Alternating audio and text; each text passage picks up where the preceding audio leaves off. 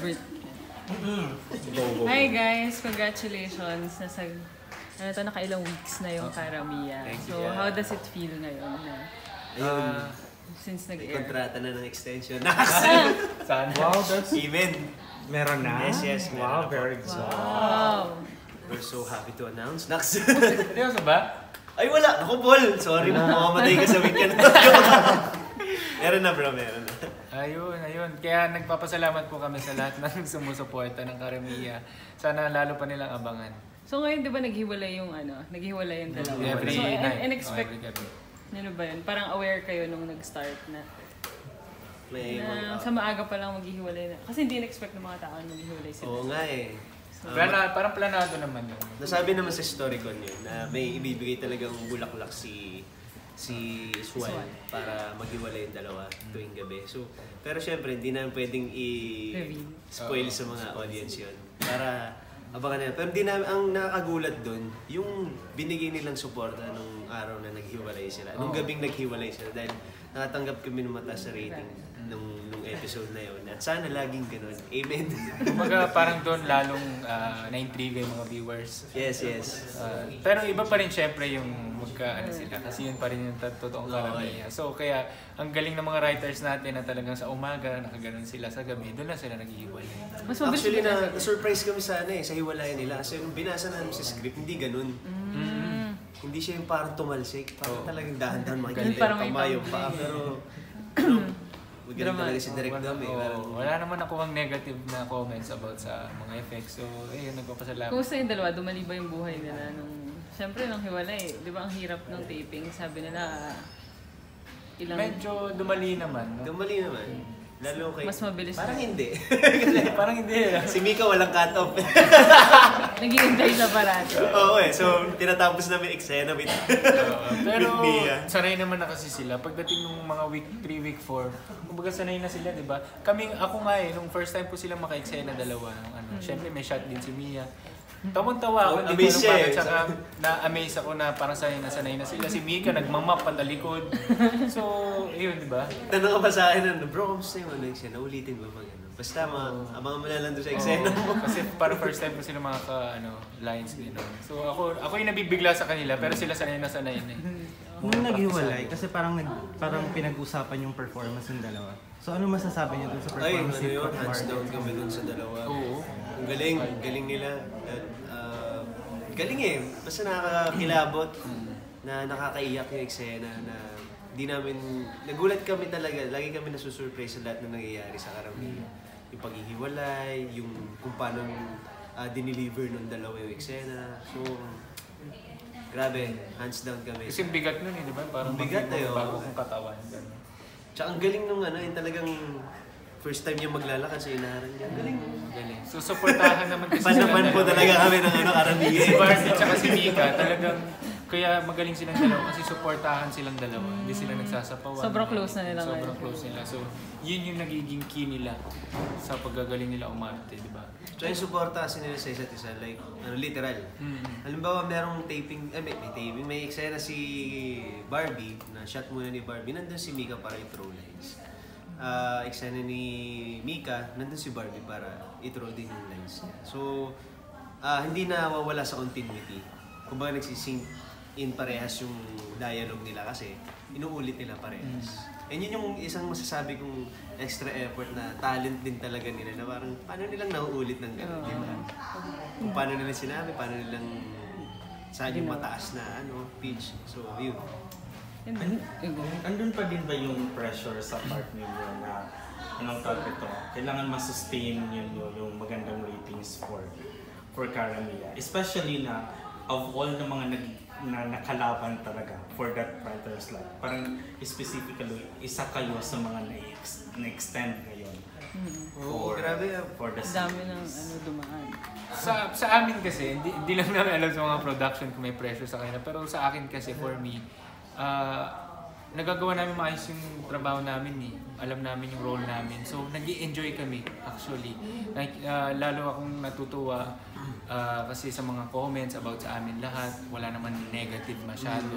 So, sa akin talagang ginagawa ko lang talaga yung best namin, ginagawa namin yung best namin. So, natutuwa kami. Ako, di naman ako nape-pressure or something. Kami happy kami sa ratings ngayon. Kasi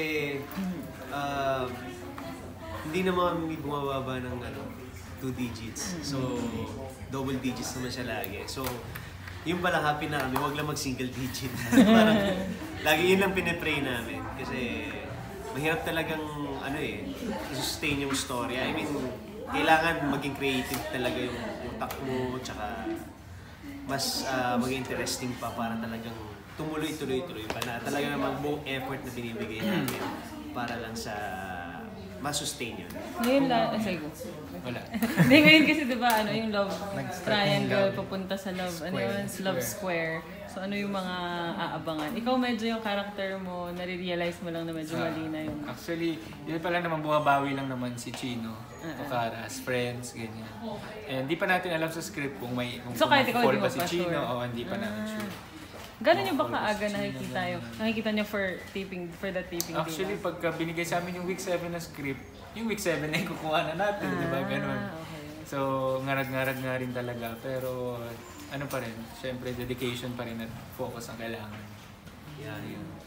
Paano kung maging Karamia din kayo? Siyempre, fantasy ito. Teka lang yung magandang idea yan. Chino, ano nangyari sa atin? May sumpan is one. Sumpan is one. Everything can Okay, pwede. Uy, maganda yun. Protect din naman. Okay Pwede, lang. malay mo napunta tayo sa ganun, diba? Kila Raymond. Tayo na si si Bonnie nasa likod, no? Makapahinga naman sila. Kayo naman. Bonnie na lang. Siya na lang sa likod. Pero bakit? Inisip ko pwede. Pero bakit? Sumpa. Dahil fantasy. Comedy na yun. Biging comedy na yun. Hindi, dahil sa pagpaparusa mo kay Kara, binalik sa'yo yung ginawa niya. Pwede. Lala. Damay pa ako. Pero yung weekender ng week 7, dapat nila abangan. Promise. Ayo, ganda. Kahit kami nagugulat kami talaga sa di ba sabi mo nga anong kailan namin nalalaman. So, halimbawa binigay na sa amin yung script, tapos binasa namin. Tapos nagugulat kami sa mga twists at sa mga mangyayari na parang hindi namin kinonsider yung mga unang episode na mangyayari yun. Ayun. Yung last ko kasi napanood was more on you, Jack, more on kay Mika ka pa, diba? Okay. Parang rather than kay Barbie, yung tandem ninyo. Kailan namin naman mas makikita yung full bloom na kayong dalawa talaga ng Barbie? Nung una kasi parang may conflict kasi na fall sa akin si Kara, si Barbie, tapos si Mia pala yung talagang may gusto sa akin, hindi ko alam na nag-exist siya. Tapos, siyempre binasted ako ni Kara para kay Mia. Tapos si Mia yung hinahayaan niya. Kaya lang wala talaga akong feelings kay Mia dahil parang sinabi ko na sa kanya nakarang episode na friends lang kami, di ba? So, sa tingin ko, mas nagkakaroon ng nagkakaroon na ng konting selos kay Chino kasi ang nakita ko yung ginawa ko kay Kara nung first week.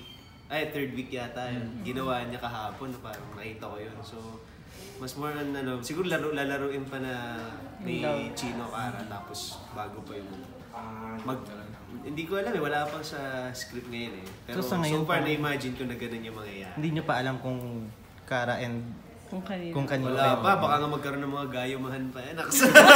Kasi di ba parang away bati si Barbie and Paul ngayon. So parang gayuman na pala. Pero okay lang ba sa'yo kung sila ni Paul yung magkatuluyan sa... Tinanong na yun nung di ba naman. Kasi yung away bati nila ngayon parang may chemistry rin. May fan. Nabasa ko yung mga tweets Nag-ship na sila, bro. Hindi ba makaka-feel ka ng parang unfair naman kasi kayo naman talaga. Hindi. Kasi pero mas makitaan yung chemistry ng viewers yun sa kanila. Hindi, pantay-pantay kami kung ano yung kaaganda ng story. Hindi naman ganun. Go kami dyan, tsaka pantay-pantay naman yung treatment sa script. So, nung kagaya nga nung 3rd tsaka 4th week, more on episode na binasid ako, nag-establish yung character ko, tsaka nung hindi na Karen, me. Ngayon naman, establishing naman yung kay Chino. So, nung in-explain nga nung PM namin, ni Miss Hazel, sinabi niya na may mga times na bibigyan talaga ng spot bawat character. So may mga times na yung isa wala, yung isa meron. Parang ganun. Kasi yung pangit, inimagine ko rin kung puro ako lang, parang maagang mabubore yung tao sa story. Ano ba yan? Puro na lang Kara tsaka Bonnie. Kailan ba lalabas character ni Paul? Mga ganun. So pantay-pantay naman. In fairness sa mga writers, ang galing nilang kung paano nilang nagagawa. Parang nung meant to be, 4 kami kung tutuusin. Walang lumalagpas na isa na makakalamang kay Billy. So parang ganito rin sa akin niya.